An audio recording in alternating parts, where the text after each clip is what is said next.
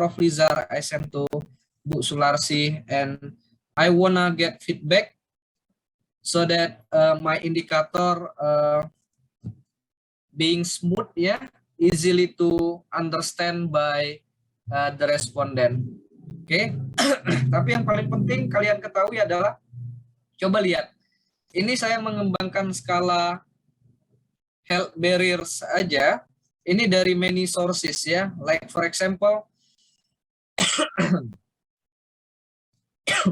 dari Zainuddin, dari Chua et al. 2020.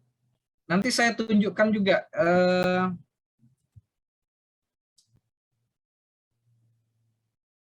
benar nggak sih saya mengambil dari sini, ya. Oke.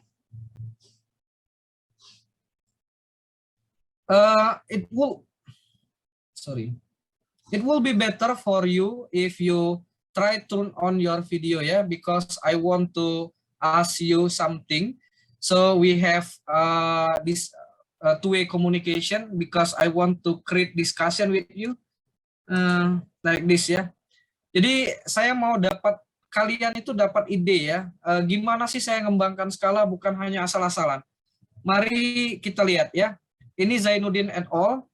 Nah, saya pindahkan kalian ke sini, ya. Oke, ini Zainuddin et al.-nya. Nah, ini skala yang dikembangkan oleh si Zainuddin et al. Tadi. Saya ambil skala health awareness dari dia, ya. I am a person who always think about my health, so I'm looking for information about the benefit of Mount Rinjani tourism. Alright, we see again from this, ya. Sama, ya. Saya ambil dari dia, ya. Kemudian saya coba diindonesiakan dan mendapatkan feedback dari Pak Ferry ini, ya. Katanya peduli ini jangan pakai R, ya. Peduli aja, tidak peduli, tapi peduli. Oke. Jadi ini dari Zainuddin, ya. Skala yang pertama. Kemudian kita lihat lagi health preventive behavior. Oke. Health preventive behavior from Chua et al. Let's see. Health preventive behavior. Saya lihat Chua et al. 2020. Kita lihat, ada nggak health preventive behavior yang dikembangkan oleh dia? Ini, ya, modelnya yang dari Chua et al. Modelnya tidak sama dengan saya, tapi kita mencoba untuk how to create logic thinking based on our object, and then we try to develop research framework based on our object that's suitable for our object, ya. But we cannot try to make a hypothesis without any reference. That is the most important thing that you should know, ya.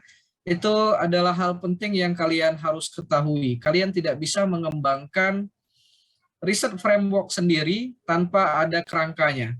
Oke, nah ini yang saya ambil di sini, kalau saya tidak salah, indikator health preventive behavior, ya. Ini dari Chua et al. Nih, I clean my hand regularly with an alcohol-based hand rub or wash them with soap and water, ya. Mari kita lihat lagi di sini, benar nggak itu yang saya ambil? Oke, ya. Ini yang saya ambil. Ini how to you try to adopt others people measurement, ya. Jadi kalian tidak bisa membuat measurement sendiri, ya, karena kita bukan orang yang ahli dalam mengembangkan pengukuran. Ini sengaja saya berikan contoh mengapa ada beberapa yang saya bold, karena yang di bold itu kata kuncinya. You can try to adapt, ya, mengadaptasi pertanyaan ini, merubahnya, tapi tidak boleh merubah keywordnya ini, ya. Always think about my health. Kemudian yang kedua, always aware of changes in my health. Important of maintaining health. Responsible for my health. Maintaining health when traveling. So this is keyword in each question, ya. Kalian bisa mengadaptasikannya pada konteks kalian. Nih kan saya merubah ini, ya. Tapi we make the question easily to understand by the respondent, easily to recognize by the respondent. The measurement should be what we call it ya. Kalau responden baca, dia tidak butuh berpikir keras ya untuk mengetahui maknanya ya. Tapi responden itu bisa dengan cepat mengidentifikasi makna yang terkandung di dalam pertanyaan yang kita berikan kepada mereka. Alright? Nih, Restianingrum. Oke, saya hanya kasih contoh saja ya, bagaimana ini antara praktek. Apakah saya mempraktekkan itu? Iya, saya sedang melakukan penelitian ini. Yang tadi saya tunjukkan hasil responnya, yang ini ya, itu adalah hasil responnya ya. Ini pertanyaan yang saya kembangkan dari skala tersebut. Ini masih berjalan, sekarang saya baru mendapatkan 136 responden dari seluruh Indonesia ya. Jadi I try to get at least 500 respond from the respondent ya. Jadi paling tidak saya mendapatkan 500 responden penelitian untuk mendapatkan data yang proven and valid ya. Kalau ada data yang tidak baik, maka saya akan mencoba meremove-nya. Alright, kita balik lagi. Ini satu lagi aja contoh ya, Restianingrum et al.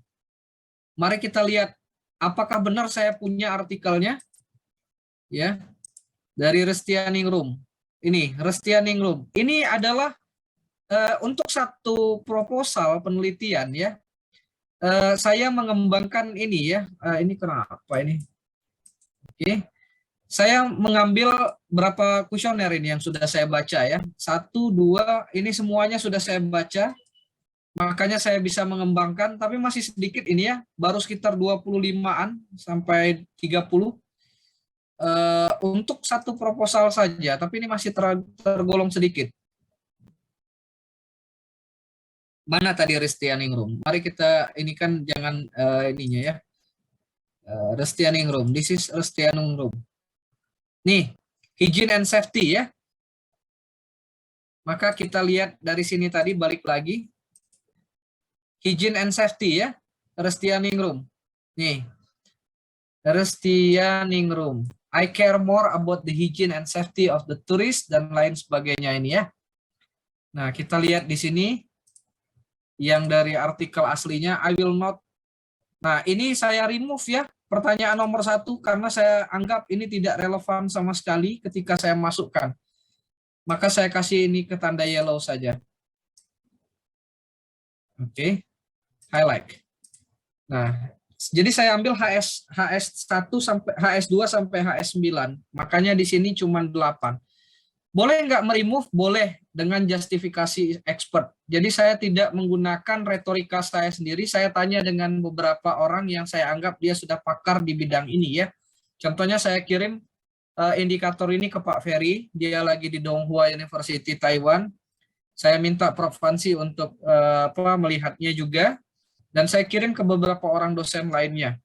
Jadi tidak asal-asal kita meremove ya. Jadi sisanya tinggal 8. Ini H2 sampai H9 sebenarnya. Saya adopsi dari Restianingrum. Nah, ini saya adopt dari sumber yang berbeda-beda ya untuk mendapatkan sebuah kerangka yang seperti ini. Tapi kita harus punya foundation-nya. Artinya kita harus punya literaturnya yang memang orang-orang itu menguji hubungan A ke B ya. That is the context that I want to make you familiar with research ya. Alright, we continue to chapter 9. Nah, itulah tadi praktek yang saya mau berikan contoh ke kalian yang saat ini sedang saya jalankan, yang saat ini sedang saya olah juga datanya tentang how to build measurement, scaling, reliability, and validity of the data ya. Bagaimana kalian membuat skala, reliabilitas, validitas dari sebuah data, dan kalian mencoba untuk melakukan penelitian terkait dengan hal itu. Oke. Nah, ini hanya theoretical saja. There are several of measurement rating scales that you can use in your research ya. But not all of them you can use it. The most likely scale that used by the researcher is Likert scale ya. I give this to become blue color. Ya, ini yang paling sering digunakan orang ya, Likert scale. Skala Likert ini yang paling common ya. Dichotomous, kategori, numerical scale, semantic differential scale ini tidak terlalu umum ya digunakan. Dikotomus ini bisa digunakan di profil demografi responden, misalnya untuk menyatakan dikotomus ya, berarti dua ya, laki-laki perempuan, menikah tidak menikah, seperti itu ya. Oke. Ini juga kalian bisa gunakan graphic rating scale ya. Saya tadi sudah memberikan contoh like this ya. Ini adalah data yang sudah saya peroleh.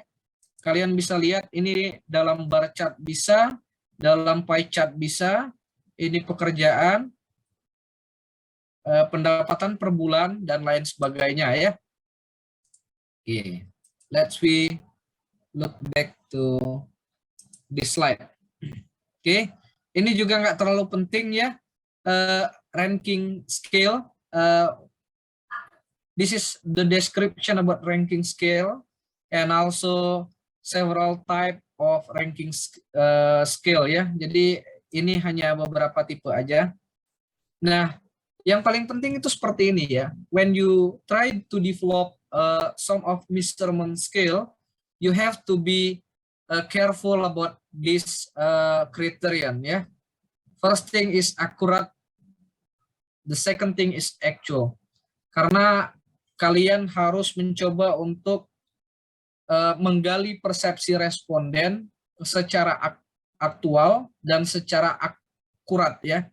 Jadi kalau kalian pertanyaannya itu membingungkan dan membangongkan, maka kalian tidak akan bisa mendapatkan data yang aktual dan akurat. Ini yang paling penting yang harus kalian ketahui. Saya pernah memberikan contoh di awal pertemuan di kelas kalian ya. I give you some of examples in your class about bias question that you usually ask to the respondent to get the data and analyze that those data ya that you get from the respondent. Tapi ketika kalian mendapatkan respon yang bias, maka kalian akan mendapatkan data juga yang bias, hasil juga yang bias. Contoh pertanyaan yang bias itu seperti apa? Dulu saya pernah memberikan contoh, kalau kalian mau menguji tentang kejujuran, terus kalian tanyakan kepada responden, apakah kalian pernah melakukan tindak kejahatan? Apakah kalian pernah melakukan kecurangan yang merugikan organisasi? Apakah kalian pernah melakukan tindak korupsi? Ya, penjahat sekalipun nggak akan ada yang mau ngaku. That is the bias question ya. So you should try to not only decrease ya the possibility to create bias question, tapi kalian harus mencoba untuk benar-benar membuat pernyataan yang bebas bias ya, zero defect. Itu yang paling penting. Oke, jadi saya rasa kalian udah paham banget reliability itu kehandalan ya. Ini ada tes retest reliability. Tes retest reliability ini pada dasarnya ketika kalian menggunakan metode penelitian longitudinal, bukan cross-sectional ya. Longitudinal itu apa? Ketika kalian melakukan penelitian pada dua titik waktu yang berbeda. Contoh, today you try to doing hand delivery survey to get the data from the respondent, and then next month with the same respondent dengan responden yang sama, you lend them to fulfill the questionnaire once again. Ya, jadi kalian mencoba untuk meminta dia mengisi kuesioner yang sama 1 bulan berikutnya. Ini hanya untuk menguji tes retest reliability. Orang itu benar-benar serius nggak sih untuk mengisi kuesioner yang saya berikan. Kalau dia serius, seharusnya jawabannya antara pertanyaan pertama dan pertanyaan kedua, survei kedua itu relatively same ya. Maka orang tersebut lolos tes retest reliability. Yang tidak lolos seperti apa? Maka kita buang orang itu dari data responden kita. tidak kita gunakan untuk analisis selanjutnya karena data yang diberikan oleh mereka bias. Oke. Ini ada internal konsistensi juga dan lain sebagainya. Validity, kalau reliability itu tentang kehandalan, kalau validity itu tentang ketepatan ya. Artinya indikator yang kita kembangkan itu harus tepat dan handal ya. Jadi ini yang paling penting. Ada beberapa tes yang bisa kita lakukan. Like I give you example before, like this ya. I show you once again. This is the questionnaire that I developed from many resources of literature. Let's say you already develop questionnaire like me. Before you try to doing field study, you have to do face validity ya. Face validity itu adalah kalian sebagai seorang peneliti melihat terlebih dahulu keyword yang terkandung yang mau kalian tanyakan pada tiap indikator itu sudah kena belum ketika kalian mentranslate-nya ke dalam bahasa Indonesia seperti ini. Setelah kalian anggap itu sudah bagus, maka kalian sebarkan ke, ini judgment expert namanya ya, fast validity salah satunya. Minta tolong sama orang yang kalian anggap pakar atau ahli di bidang ini ya. Maka saya kirim ke beberapa orang untuk melakukan evaluasi indikator yang sudah saya kembangkan untuk saya revisi lagi sampai indikator tersebut easy to recognize, easy to understand by the respondent. Oke. Jadi kalau indikator itu mudah sekali dipahami, responden tidak membutuhkan effort dalam memahami pertanyaan yang kalian berikan. Ini yang paling penting ya. This is the most important thing. Ya. Ini adalah validitas konten ya. Di dalam validitas konten salah satunya adalah face validity. Oke. Ada kriteria related validity dan construct validity. Ini adalah makhluk aneh yang mungkin kalau kalian mendengarkannya aja udah jenuh ya, karena kalian tidak mengerti. Tapi pada dasarnya ini adalah pengujian validitas menggunakan alat statistik ya. Kalian bisa menggunakan Pearson correlation, kalian bisa menggunakan analisis faktor, kalian bisa menggunakan partial square, atau analisis of moment structure dan lain sebagainya. Yang penting ini dua ini adalah pengujian menggunakan alat. Kalau yang ini adalah pengujian menggunakan subjek ya. Subjek itu bisa orang yang ahli di bidang tersebut atau misalnya kalian juga meminta sampel kecil responden membaca dan memahami pertanyaannya. Sudah paham atau belum pertanyaannya. Kalau belum paham di bagian mana yang belum paham, maka kalian coba revise. In English we call it doing smoothing ya. So you try to smoothing the question to make it easy to understand by the respondent. Alright? Okay, I continue this because we have limited time. Content validity, like I mentioned it before, this is a function how well the dimension and elements of a concept have been delineated. So, in a simple terms, content validity, you have to try to understand the meaning and try to emphasize the keyword in each question. Jadi kalian itu mencoba untuk menekankan keyword di dalam setiap pertanyaan, dan ketika responden membaca ada keywordnya di sana, dia langsung mudah mengidentifikasi keyword tersebut untuk kemudian menjawab pertanyaan dengan sevalid mungkin ya, dengan sebaik mungkin ya. Ini yang paling penting. Oke. Criterion related validity, this is construct validity. Ini menggunakan alat SPSS ya. Jadi poinnya adalah saya mau memberitahu kalian bahwa dalam mengembangkan indikator seperti ini sangat penting sekali ya. This is really important ya. In chapter 2, the most important thing is you should try to develop research framework like this ya. After you build research framework, you have to try to create template in your writing ya about chapter 2. Because when you already develop research framework like this, so in chapter 2.1, jadi di bab 2.1, you have to describe about willingness to support destination. Why you have to describe this first? Because this is the end goal of your research, ya.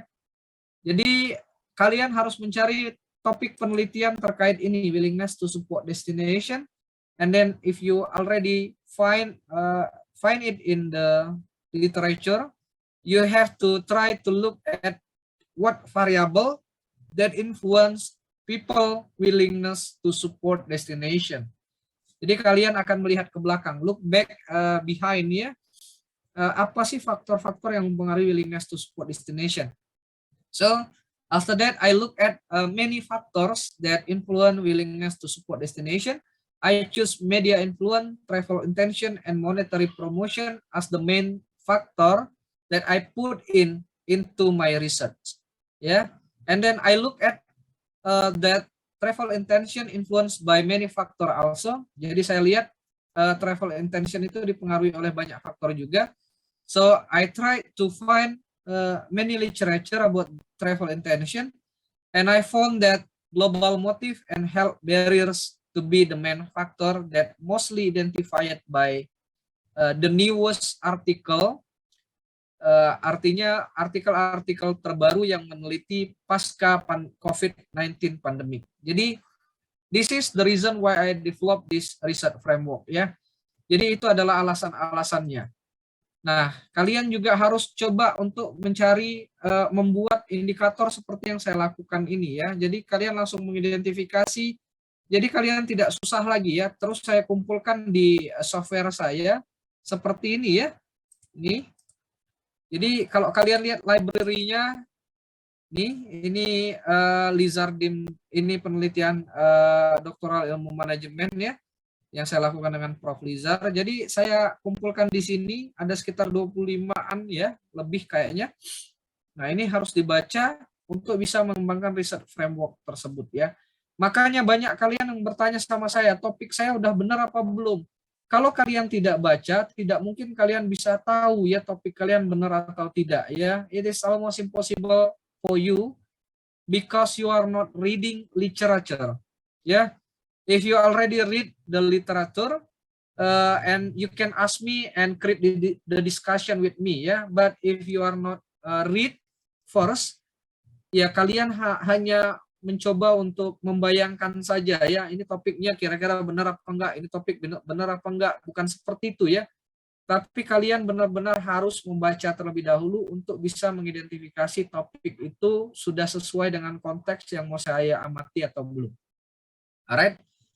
Nah, dalam mengembangkan bab 2 itu setelah kalian mengembangkan riset framework seperti yang saya lakukan, maka kalian mencoba untuk membuatnya sesuai dengan kerangka, ya. Ini 2.1 willingness to support, kemudian 2.2 media influence, 2.3 monetary promotion misalnya, 2.4 travel intention.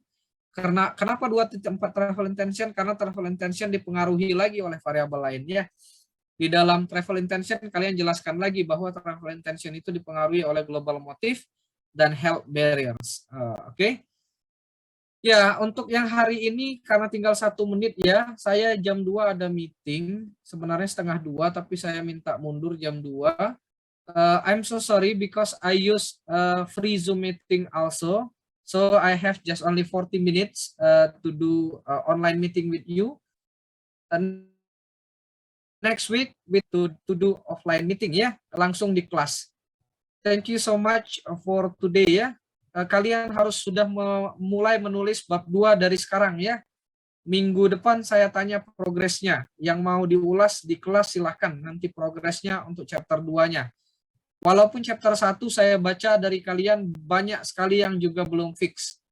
Tapi sesuai janji,